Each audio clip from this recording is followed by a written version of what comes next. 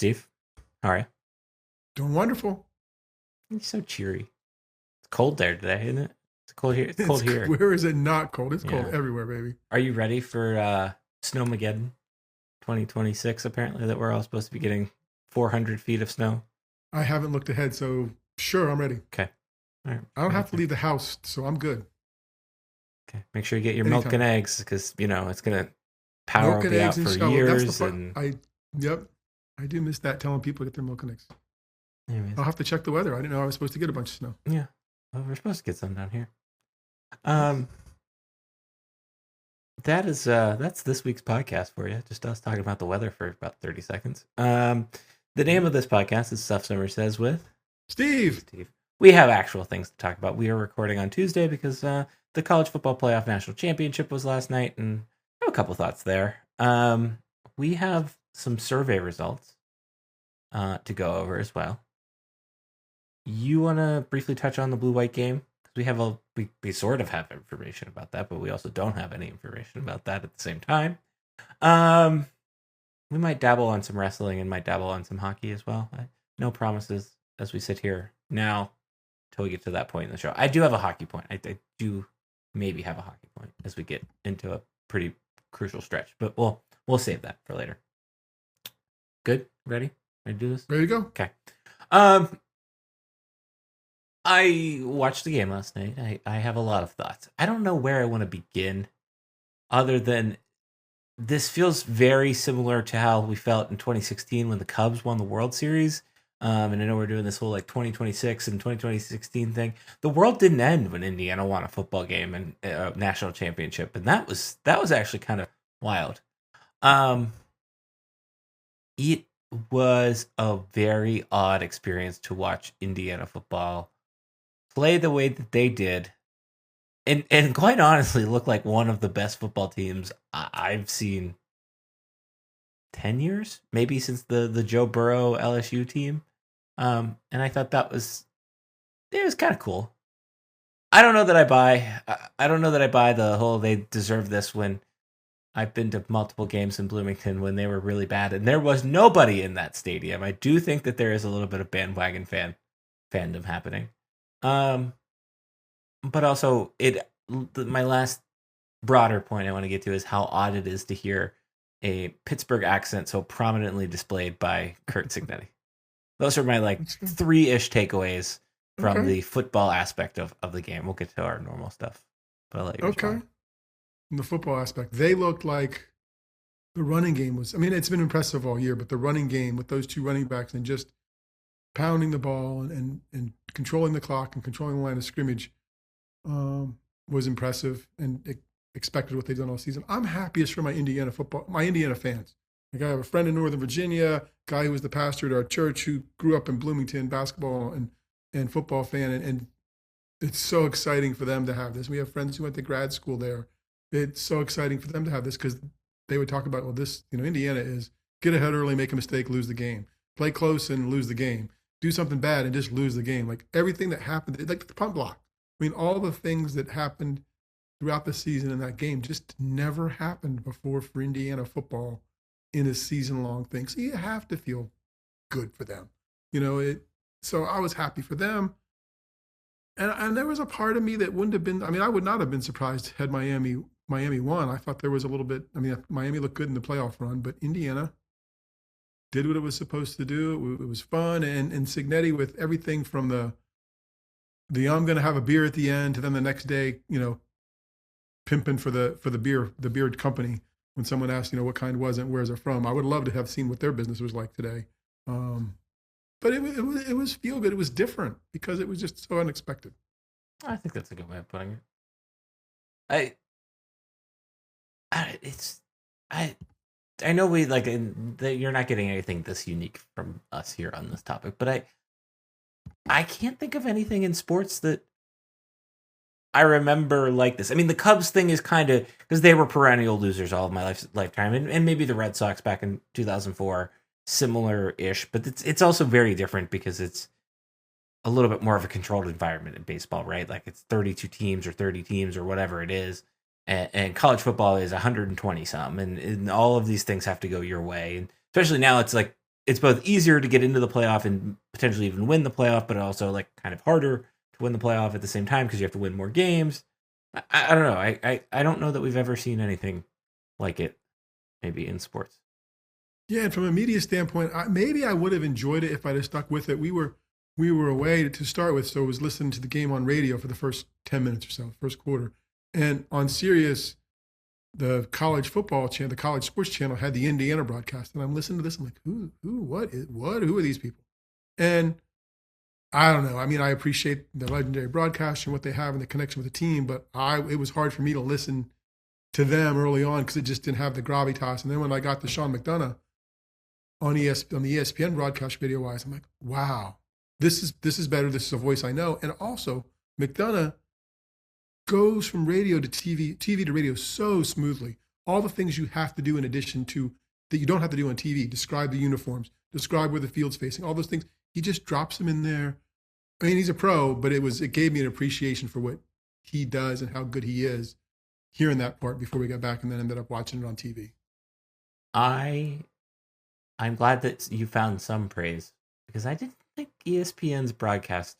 I got back and watched it. I didn't think it was great. No, it was familiar voices. No, Chris and Kirk were good, and I'll say that for a second. I think Chris in particular was very good. There were a lot of technical issues during the broadcast. It felt like there was a weird echo that was picking up for much of the first quarter. It was just kind of a sloppy, like, from it. There have been better broadcasts this playoff, I would say. I thought after a lot of the key touchdowns or even key plays, it was a full couple of seconds. Like, it was like you saw the try after, and then you got the replay. And of course, you had like the usual kick or play, commercial, kick, commercial, play. And I think that's always annoying as a fan. But like, I don't know. For ESPN in terms of technical stuff, it just didn't feel like it met the moment. Now, I think Chris Fowler was the saving grace in the broadcast. I think he was really strong in the broadcast. I think his call of the Fernando Mendoza touchdown was one of the best sports calls we've heard in a long time.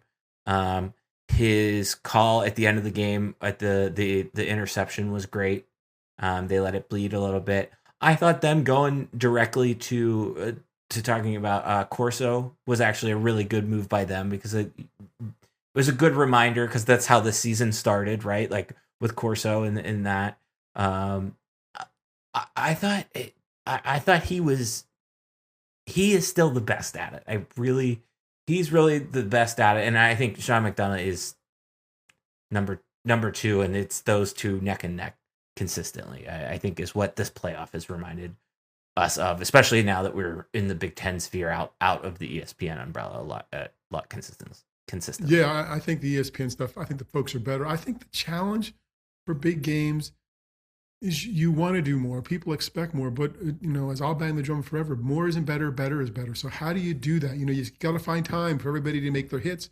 And they were slower than radio, I guess, because we were with it longer than I thought. We were with radio till at least Mendoza got his busted lip. So that was halfway through the first quarter, maybe a little longer. And they had that on radio before they had it on TV, which was just interesting. I mean, you just think they would have had the image, they would have had the follow-up. At least maybe they had the image, but we didn't hear from Holly Rowe. And not that I need to hear from her to see it and know what's going on, because you can clearly assess what happened. But I think sometimes you have so much to play with on a TV broadcast that it's hard to get it all in. And sometimes if you pare it back a little bit, that would be better. And I feel like that was part of the challenge. That said, you wouldn't want Fox doing the game. That's correct. I mean, CBS would be fine, and NBC would be great to see what a comparison would be like with them. So that's always their thing. They might have struggled, but man, some of your other options are a lot worse. I think that's fair. Something happened that we have complained about. Maybe not complained about. I don't know. Preached, asked for, begged for. There was a dedicated big commercial during the game last night. The return of the Dos Equis man. Yes. why aren't more brands doing that? I thought they rolled that out beautifully, like I think it was at the semifinal. They said, oh, by the way, he's like coming back, and then they like brought it to fruition like at the actual national championship. We don't have the number yet. At least I haven't seen the number yet. It'll probably be at least north of 30 million that we're watching that. Why don't other brands go all out the same way? I thought that was a big win for Dos Equis, and I thought it was a big win for the marketplace of commercials, which we might be the only two people that pay attention to that during the college football national championship. But this is I don't think it's a top 10 sporting event off the top of no, it is top 10 sporting event, but this is one of the biggest TV nights of the year. Make it, celebrate it, own it, lean into it. If you're an advertiser. Yes, and I think that's a missed opportunity for certain advertisers. Although I don't know how much inventory they have available at some point after they maybe the core ones are there. But there's a value there. It feels like there's more value in a college football national championship game or even the NFL divisional round than there is in the Super Bowl, because people give the attention to the Super Bowl and the number will be 100 and some million. But in terms of value and people actually watching it, it feels like games like this, events like this, there's a good opportunity, a good return on your investment. It doesn't cost you as much to play the commercial, to be seen by a good number of people who are brand loyal and may find it interesting, funny, compelling, and remember it. Yeah, I think I think you hit the nail on the head there. Like, I think that has been the one thing I think at this point I've lost track of how many podcasts we have done after a national championship, because we've been doing this podcast for so long now. But like, that's the one thing that we've said every year. Where is the dedicated commercial? And I think that was a really good move. And I don't understand why Dr. Pepper doesn't do it. I don't understand why there wasn't anything from Dr. Pepper, right? AT&T doesn't do it. Like Cheez-Its is still running the I woke up feeling the cheesiest commercial. Like, give me something new there. Everybody's watching that game. Nobody online was talking about anything else last night. You know who would have been good? Would have been the Pop-Tarts Bowl. Like, it's over, but come up with a follow-up, because they have owned marketing, right? Come back with something. Have you not seen what they've been doing online? No, clearly not. They have been rolling out, teasing, making fun of, parroting is the word I think I was looking for. The Doomsday, the Avengers Doomsday trailers, and they're saying this Pop-Tart will return as which, if you've seen the Marvel franchises, it always says if a character's coming back. So I think that's what they're doing. I would have liked to have seen it maybe a little bit more celebrated, but I thought it was good. Yeah, good for them. Yeah. So, okay. I don't know that I have any other thoughts on the game. I want to talk about the commercial because that was a big thing. I have one. Show me the bands at halftime. I want to see the bands. Let's celebrate the bands for a second. It's a college football thing. People expect it, or people wouldn't be surprised if it were there, right? Yeah. And it's interesting at certain levels, at certain games, they do. It's all about the Rose Bowl. Right. It's all about the game. It's all about the band. We're going to show you this. Even when they were in the stands this year, because they couldn't march on the field, right, you still got 2 minutes of the band men and women standing there playing. And yeah, I think it's fair. Thought that was good. Okay.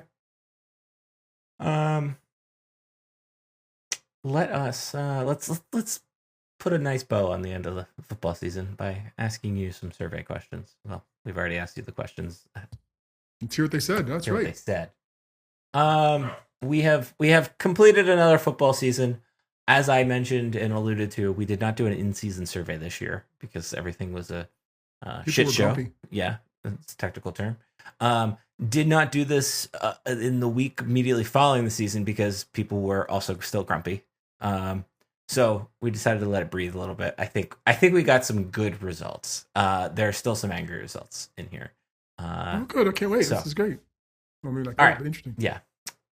First question was, overall, how would you describe the 2025 Penn State football season? You had 4 choices. They were good, fine, awful, and disappointing. Disappointing, 53% of the vote was the number one getter, and awful was at 40%. 1% said good. So I would have said disappointing. I think is a better way to. I voted for disappointing. Yeah, I think disappointing is a better adjective to describe the football season than above all else. What will you remember most from the 2025 Penn State football season? Three of the answers are stemming from one thing, and then of course there was Beaver Stadium in there, the Beaver Stadium renovation. 72% said James Franklin being fired was what they will remember the most, which I can't really argue with that. 15% said Terry, like the chants from the Nebraska game. And then 11% said the wild coaching search. Which I that would probably be my number 2, honestly. And then the stadium renovation came in 2% of the vote. Okay. Those were questions we didn't ask last year. We did ask this question last year on a scale of 1 to 5, 1 being not at all, 5 being very. How confident are you that Penn State will make the college football playoff next season? The average answer was 2.4. Okay. That is down. That was low. That's lower than last year. That is significantly lower. In fact, that is 2 points lower. It was a 4.4 last season. Okay. After last season. The most common answer was a 3 at 34%. Okay. In 2020, after last season, 10% of people said that. And the second most common answer was 2, and 30% of people said that. Last season, 2% of people said that. So a little more confident bunch last year at that time. Okay. People were certainly scarred. Speaking of that as well, we asked on a scale of 1 to 5, how confident are you that Penn State will win a national football title in your lifetime? Now, if you're of Steve's age, to add another one to it. You got mad about that joke last year too. I think it's interesting. Everybody's got an expiration date, man. We're all gonna die someday. The average answer was a 2.9. Last year's average answer was a 3.6. So actually, like, all things considered, when we look at how hard the previous question fell, I think it was a good, fair, a little bit pumping the brakes a little bit. Relatively interesting. The most common answer the first time we did this, but not last year, but is now the most common answer again, was a 3. 35% said that. 20% said that last year. I believe that 5 was the most common answer last year. That only got 6% this year. That was the lowest. 4 was the second most common answer at 28%. Okay. So, like, people are still relatively optimistic. I think it pumped the brakes a little bit. Big school football program with lots of money and a conference that leads teams to get to the playoff if they're good. So there's pieces there for which to be optimistic. There's also, been 40 years. Yeah. Been 40 years. Okay. Those are most of those ones. Then, because we couldn't grade James Franklin anymore, we decided to grade Pat Kraft. On a scale of 1 to 5, how confident are you in Pat Kraft as Penn State's athletic director? Essentially, what is your approval rating of Pat Kraft?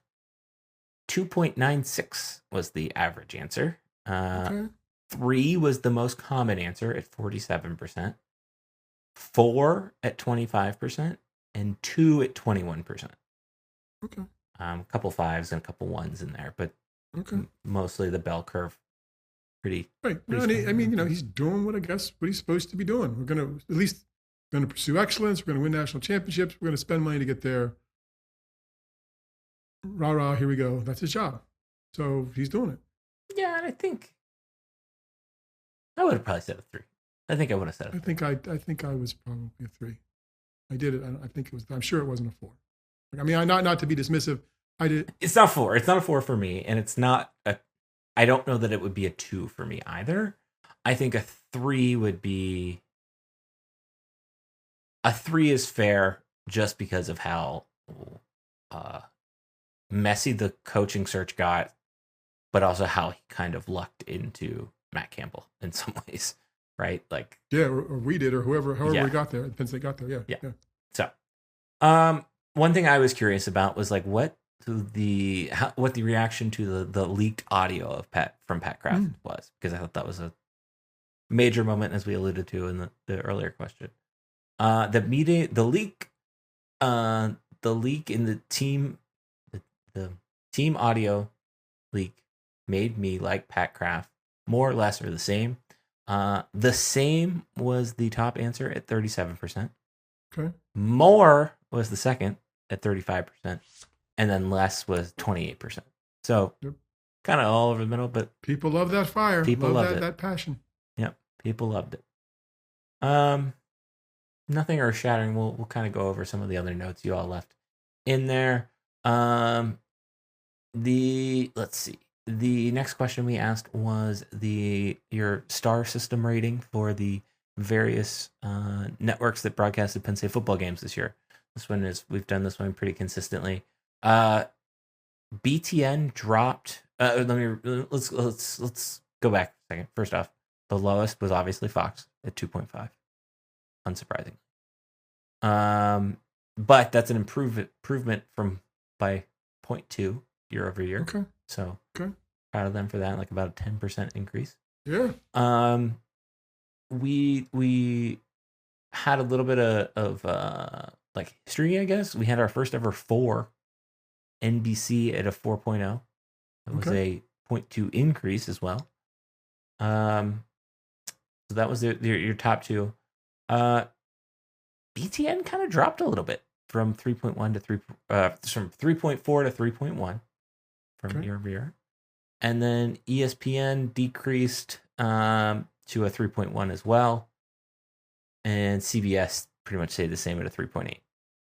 Do you think Fox's number and people's likability for them, it's all noon games, right? Right. And even though you make fun, we say, oh, top broadcast team doesn't sound serious, is rooting against us, whatever else people might say. If there were games not at noon, Fox's number would be equal with some others or not? Or does Gus skew it that much? I think Gus really skews that. I think Gus and Joel really skew that. Okay. I just didn't know. I don't have a sense. I mean, I feel like the game times matter, even though I do think Gus skews it. But I feel like if it was this one or this one matters more, it might be that the game times matter more. But yeah, I think it's just I think it's Gus.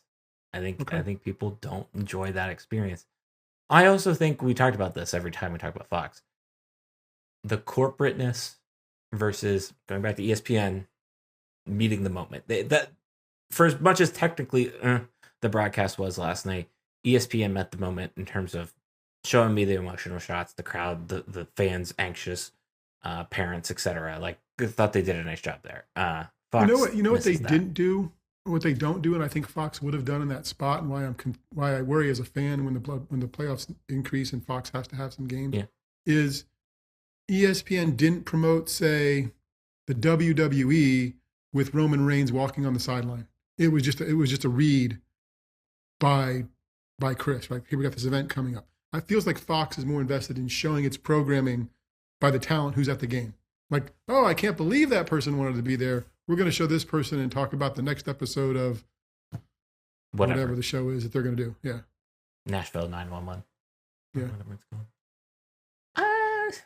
That's a good point.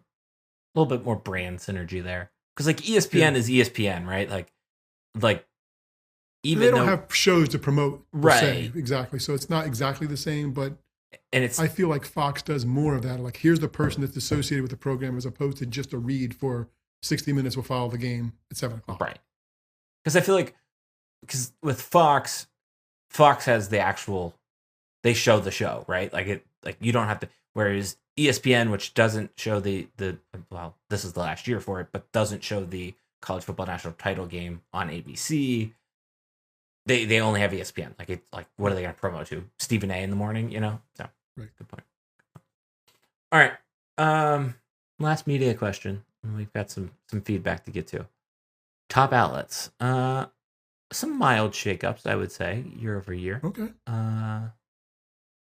Number one. No. Why would we go number one? We're gonna go 5 to 1. 5. Thank you. Okay. Penn Live. Our friends at Penn Live. Okay, coming in at 5th. Number 4, very fittingly, for the Bloggy, which is kind of like the Land and Tangwall, that whole ecosystem. They do a nice job.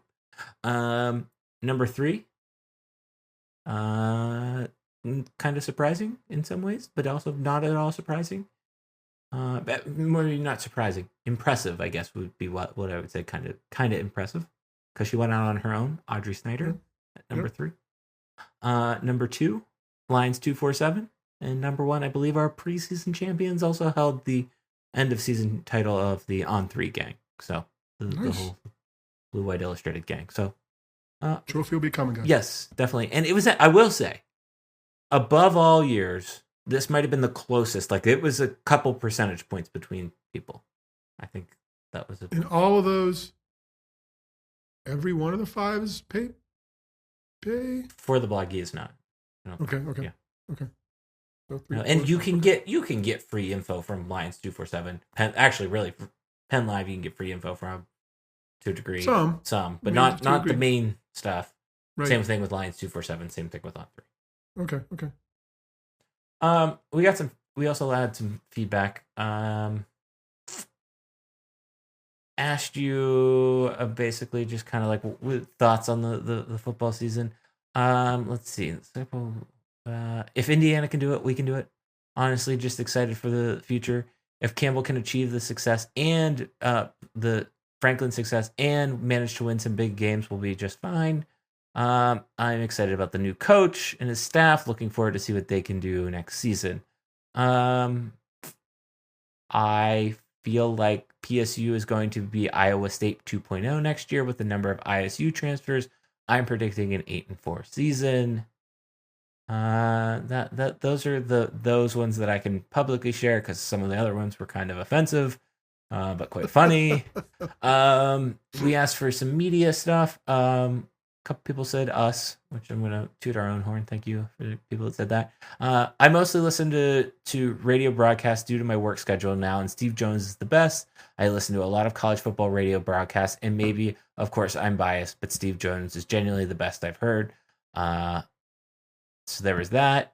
People gave out a shout out to Johnny McGonigal and John Sauber. Good feedback there. The last thing that, like, what will you remember from the season? And this one had me laughing pretty hard. There's a couple here. Accepting complete failure and commiserating with fellow fans while leaving the Northwestern game. We were laughing because of how horrible things have become. A lot of people said that the Terry moment. A lot of people shouted out specifically the Nebraska game.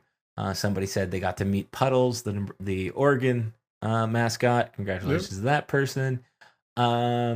This person says in all caps, I changed one of my passwords to 10, 12, 25 the day Franklin was fired. That about says it all. So, honestly, and somebody said we had a 302-pound punter. I thought that was a good answer as well. No, do you still follow James Franklin on social media? No, I haven't followed because I couldn't. I didn't realize I still followed him until I started getting pictures today of guess what? Yeah, kids sitting front first day of class. 10 minutes early. Here we go. I mean, so that they're gonna run it. I mean, that playbook works until it doesn't. So I think the piling on him is probably unnecessary because the program's not here in the shape it is without him. Right. I understand why, but I think it'll be fun and kind of weird to watch Virginia Tech do the same thing from a distance, right? 10 minutes early class, first row, blah, blah, blah, blah, alignment, facilities, USC's open. I won 8 games. Maybe I want to go there. I mean, it'll just be the same thing. No, that's 100% accurate. I'm interested to see what happens there. I thought I feel like everybody did a nice job encapsulating the football season that was. Some James Franklin hate, some Terry love, and somewhere in the middle. And that's the power of sports, that shared community of experiences that you can talk about, commiserate over, enjoy, endure, whatever. And that's what Penn State fans got. It was just more endure than enjoy this year. Correct. Okay. Thank you to everybody who took our survey. As always, we really appreciate that. This is fun for us. Speaking of football, one thing that, as I was doing random thoughts a couple of weeks ago, I was like, we haven't really, you and I hadn't even really talked about it. Uh, and it was what's going to happen with the blue-white game. And remember, last year, like, this was a thing. Like, did James Franklin really want a blue-white game? And when I went to look to see what Matt Campbell does, it appears, I haven't been able to confirm this, weirdly, the Iowa State didn't have one. It appears that Matt Campbell is not a fan of it. Now, we did get some reporting this week from, I believe it was Josh Moyer of the Senator Daily Times, all about it. Basically, he reached out and said that to Penn State, and they said that they will have some type of event around football in the spring, and they will announce it eventually. Do we know when it might be? No. Do we know what it might be? No. Do you feel like fans need a blue-white game? One. And two, do you feel like the community needs a blue-white game? Two. Especially with what's coming in 2 weeks at Beaver Stadium. The answer, yes and yes. Fans need it because it is the community. It is the endure and enjoy thing we talk about all the time. We are, I am sure, not alone in having had daughters' birthdays at Blue White. Like, the kids got their birthdays pushed off a couple of weeks so we could celebrate at Blue White because that's when people were coming in. And I'm sure we're not alone in doing family celebrations or meeting friends and family. And you have a new coach and all kinds of new things. The fans need that. The fans need an opportunity to meet the coach, to see the team, to do something. And the community definitely needs it. The community expects to have some hotel rooms full, expects some restaurants to have business. And all credit to James Franklin. He understood that always. I mean, they went through 6 different iterations or whatever it was of blue-white games in his tenure, or maybe OB's tenure before that, of moderated scoring and getting the media out there to catch punts and the running clock in the second half. I don't think anybody expects what we had as undergrads when it was a full-fledged football game. I mean, for the most part. But I do think both the campus, both town and gown campus and community, expect a football-centric event weekend to include some sort of organized football activity in the stadium and some other stuff that feels like goodwill. And I would even I, like, who's always banging on charity and doing something, it's great that Penn State has made it free through the years. I understand that's a challenge. But I think with all the money that exists there, they've got to have a time and way to get concession sales or parking or whatever it is they make money off of, and still keep the line on prices, free access for something for young families that was through the years. So sorry, that rambled. Yes and yes to both questions. That was about where I was at with it. I just wanted to cement that feeling. I think I'd be disappointed if Penn State didn't have a blue-white game or a blue-white event. I've been anxious because I think I wrote this. My conspiracy theory, if you want to call it that, was Penn State picked this weekend for the upcoming weekend for the hockey game because it was basically effectively 2 weeks after the college football national title. Pat Kraft thought Penn State was going to win one, and it was going to be a parade to Beaver Stadium, and we're going to go watch Penn State play hockey. Like, I really thought that. I have been anxious this whole offseason that was not going to happen, or this event, which is going to draw, I think the latest number I've heard and seen is 65,000 tickets. You know, that's close to a blue-white weekend in terms of in-stadium attendance. Now, I think outside the stadium, especially when you're charging $100 for parking, which is absolutely ridiculous. We'll get to that next week. That, like, I think outside the stadium, you're not going to have the high numbers, right? But I think ultimately, I was really anxious that this was going to be blue-white weekend, that we were going to do away with it. I don't know that I need to see X's and O's, but I want to see a flag football event. I want to see something football-related on the field at Beaver Stadium that gets people inside the stadium and gets, to your point, it's the 8th football weekend every year. I mean, the businesses in State College depend on that in the spring. Thon weekend pulls a lot of people in, but I think more people come to town for blue-white weekend. Yeah, I agree. And I hadn't thought about it. Financially, the hockey outdoor game is going to have an income windfall, perhaps bigger on paper than blue-white because you're charging admission and you got parking. But the expenses are going to be pretty high too. Right. because you had to bring the company in to do it. You've got to have labor to work the game, and it's not. And you got to get the Zambonis over there. You got to bring in lights, extra lights for what they're doing, which is why you got afternoon games, I guess, instead of night games, is because they didn't want to have some additional lighting down by the rink. So I hadn't thought about that, like this being able to financially sort of help replicate blue white. But after what you've gone through with not a good season, a faltering coaching search, you need to have a goodwill event, no matter what it costs you. And I don't think they're going to lose money on it. You need to do something football specific, and that's something the AD has a discussion with the coach. Says, hey, nobody cares if the second half is running clock. Nobody cares if it's flag football. Nobody cares if it's 7-on-7. Do 7-on-7. Give it an excuse. Yeah. Or do some drills and do something else. But they've got, do an autograph session, do kicker and punter skills challenges. Can they drop it in a hula hoop from 50 yards with their punt? Someone come up with something. I think people do expect that. Right. And it would be a mistake not to provide something like that. Well, and to be clear, it seems like, I'm just projecting here, but it seems like the reason why Matt Campbell did not like them was similar to the Matt Rule logic of it's not that I'm putting plays on film, because anybody can go back and watch plays from last year. It's I'm putting guys that were second or third on the roster in terms of depth now first, and now there's the spring portal. There is no spring portal anymore. So that eliminates the concern, and at that point, I can't find a reason not to have a blue-white game.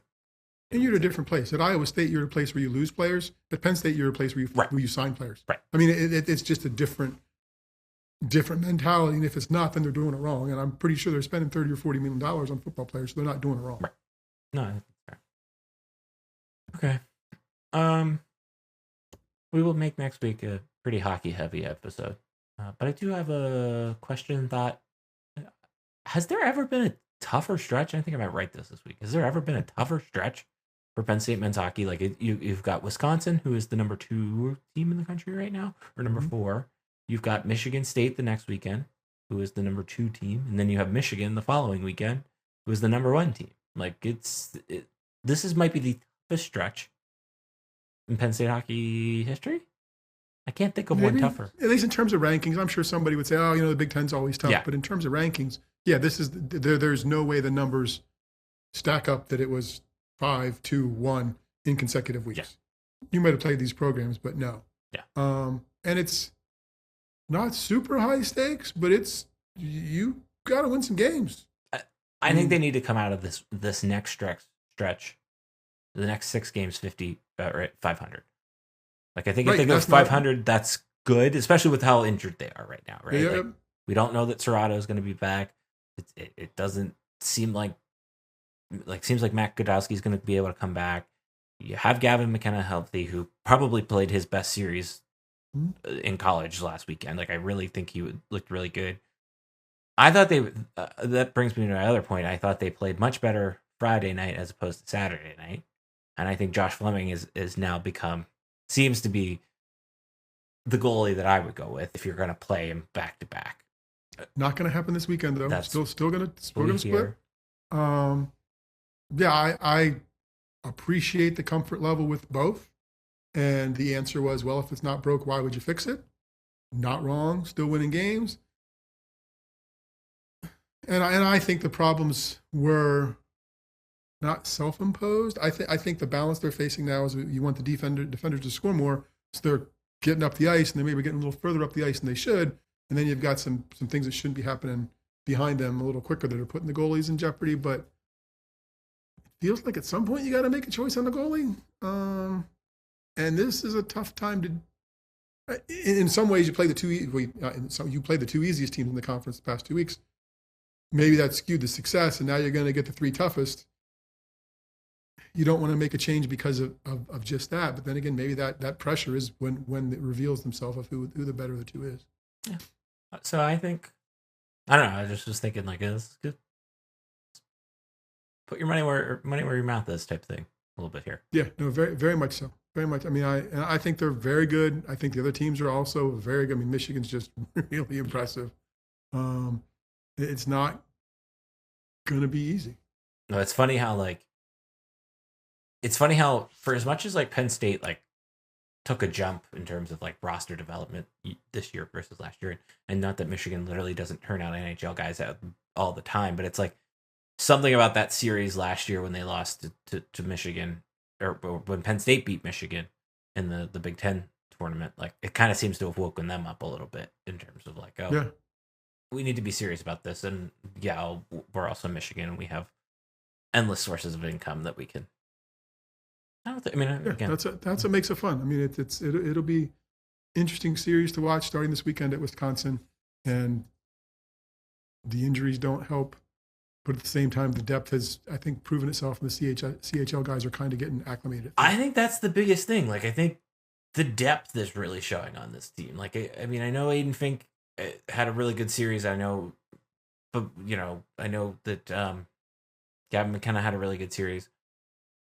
But Crespo was good. Like, when Charlie Serrato's healthy, he's good. Like, it was Matt DeMarsico has continued to be Matt DeMarsico. Like, he's so steady. He might be the most steady Penn State hockey player that has ever played. And he's like a baby-faced assassin. Like just this. Not that they all don't look whatever, but it just seems calm and whatever else. And then on the ice, it's like becomes this monster of peskiness and forcefulness and not getting shut down. And it turns out I was a little disappointed. He had the hat tricks. I'm like, how many hats have you gotten out of this deal? He's like, I don't see those hats. I haven't seen a hat. So I'm curious, and I need to ask the rink crew or find out. I don't know what happens to the hats. Whether they stick them in lost and found, but the players don't. They don't get them. Not that I expected them to, and there's not boatloads, but you think like, here you go, dump them in front of his locker. Here's the hats. Have your choice, and then give the rest of the lost and found. Right. No, that's not fair. Dane Dowiak had a good series too this weekend. That was the other name I meant to mention. Shut that up. Okay. Anything else there? Anything else? No, sir. Okay. Can't wait to see the series. All right. Old guy, young guy. You asked I don't know that we've ever done this one.